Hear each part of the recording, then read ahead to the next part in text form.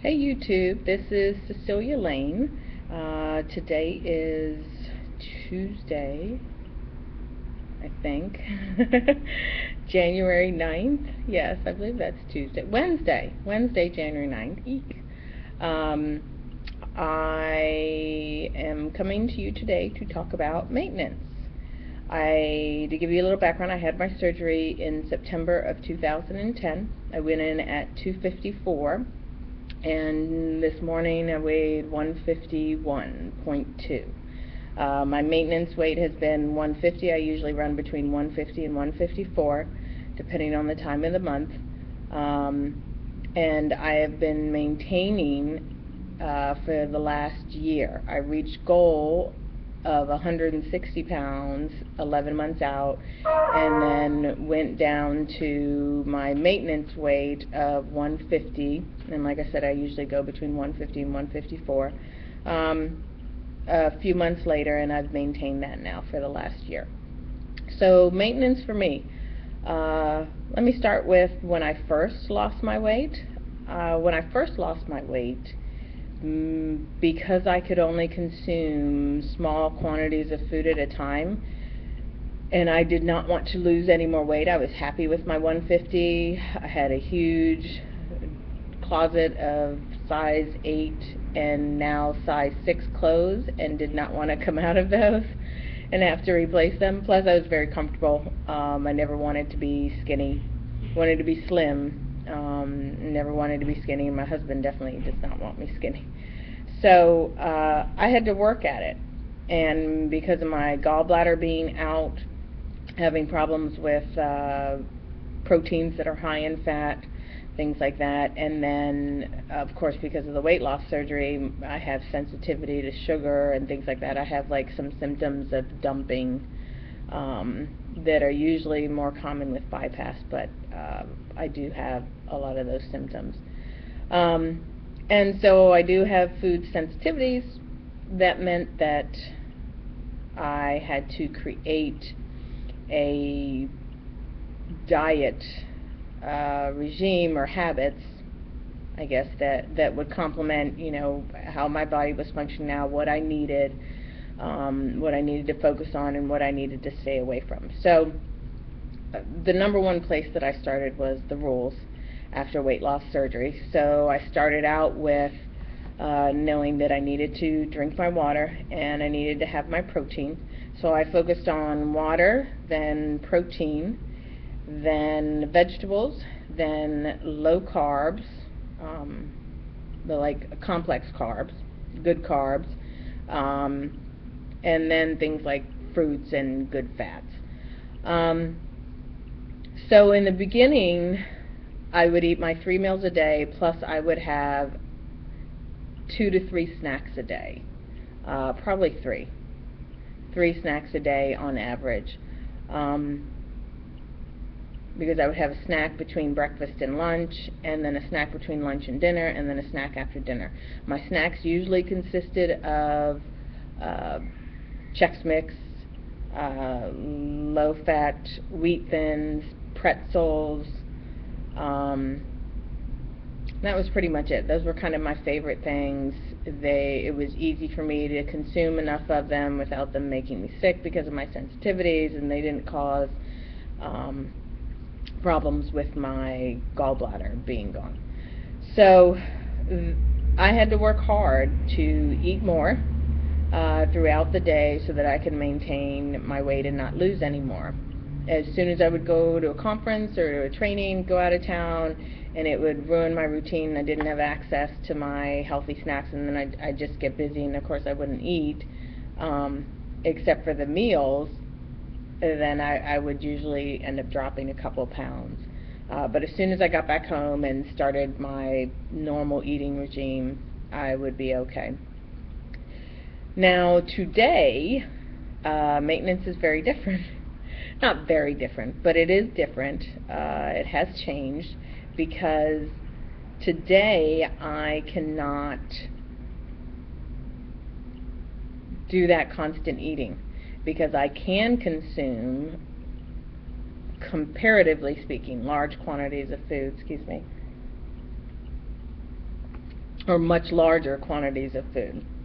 And those quantities of food have now taken me down to, say, 1 snack per day for my maintenance weight. So for, I guess the way it works out with my caloric level,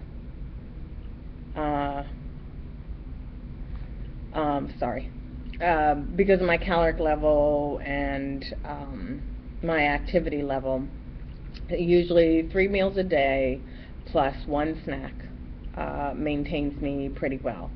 I can have like 2 snacks, but it's much smaller snacks than I used to, and I have to, well, I've always had to watch what I eat.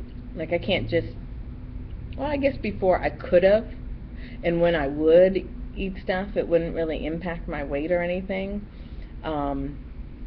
But I know I've said before about trying to make this a lifestyle change. So this whole time, my menus have consisted of things like fish with some vegetables. Just recently I started eating a little bit of rice with it. Rice kind of blows up in my stomach, so I don't care for any great quantity of it, but it does still taste yummy. So I eat a lot of fish.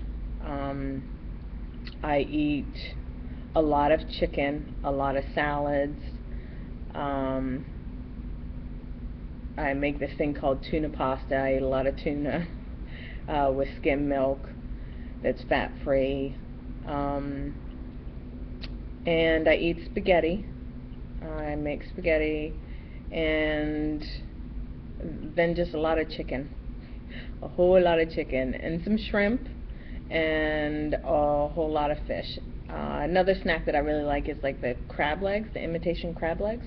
They're really low in fat and calories, and, you know, good protein source, things like that. So those have been the staples of my diet. As far as breakfast food, staples are oatmeal, granola, bagel. I usually, if I eat a bagel, I'll eat half a bagel with cream cheese.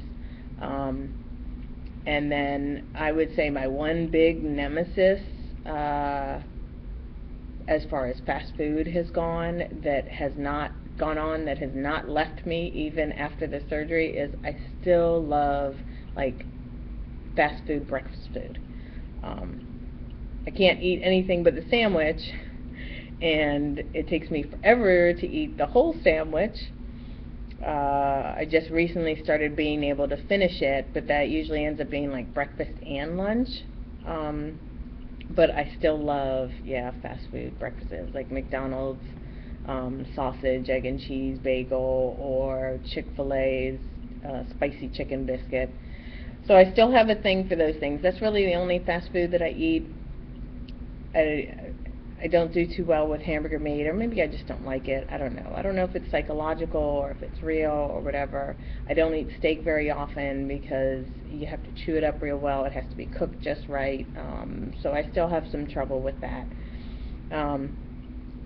But I do like fast food breakfast food. However, I don't get to eat it often. You know, my schedule is busy, and I hate to say there are more days than not that I go without breakfast, where I'll eat, I keep in my desk protein bars. So I'll eat like a protein bar for breakfast and drink like 3 cups of coffee, something horrible like that. Subway is a favorite lunch thing for me, a Subway sandwich, a 6-inch. So I still have the same staple items, but now I'm more cognizant of throwing in too much snacking, so I've had to reduce down my snacking as time has gone by, since I'm able to eat more in one sitting than I was before. I don't need to snack as much to compensate, which means I have to use more self-control, because sometimes when I get into a snacking mode, it can put on weight. I can gain weight from that. If I go snacking a whole bunch and I'm eating my meals, like that's a definite thing for disaster. A rule that I have is I do not diet anymore, though. So, perfect example, and this happened once before, like I went on a cruise. I think I mentioned that I went up to like 155. So over this holiday, I was home for 2 weeks with like all this yummy food and just could snack all day on all this delicious stuff, and went up to 157. Yes. So, but because I have this rule about dieting, and that was outside of the ordinary behavior for me, I told myself, okay, I'm not going to diet or anything. I'm just going to go back to eating the way that I usually do.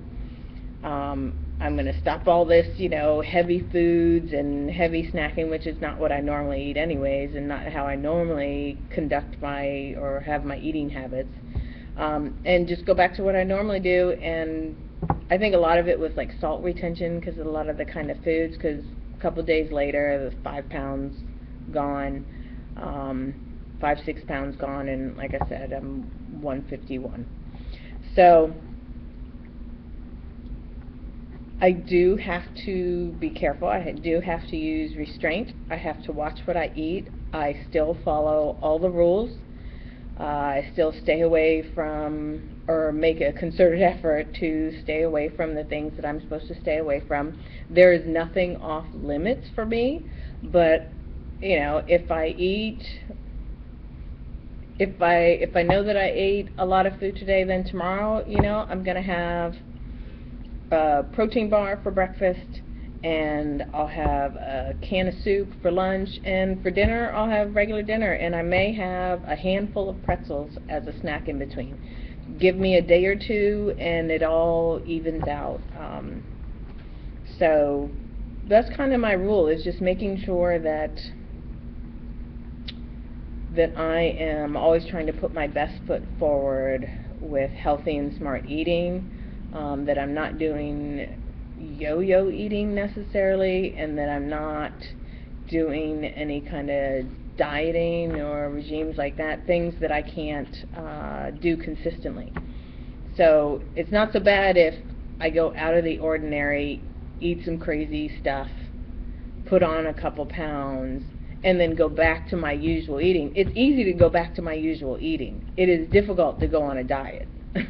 So back to my usual eating, that level of restriction is minimal and manageable compared to, say, the restrictions of dieting. And so that's kind of my rule of thumb for me, that I don't diet. I go back to what I'm supposed to be doing. If I know that I've been doing something out of the ordinary that I don't normally do, then I make a concerted effort to stop that behavior and to go back to my usual routine.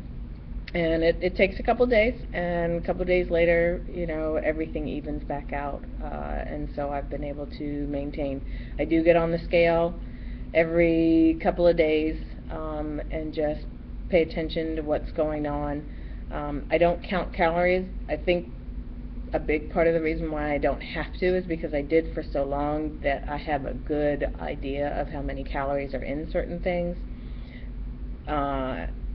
And I think even more than that, not like so much about how many calories are in certain things, but I have this feel now for, oh, this is too many calories. I've eaten a lot of calories today.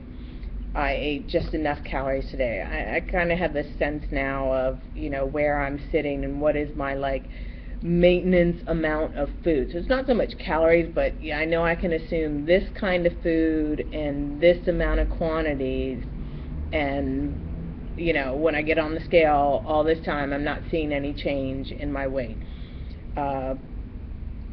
However, like I did say, one thing that I did notice was that I had to decrease my snacking because I was able to consume more food in one sitting at a time.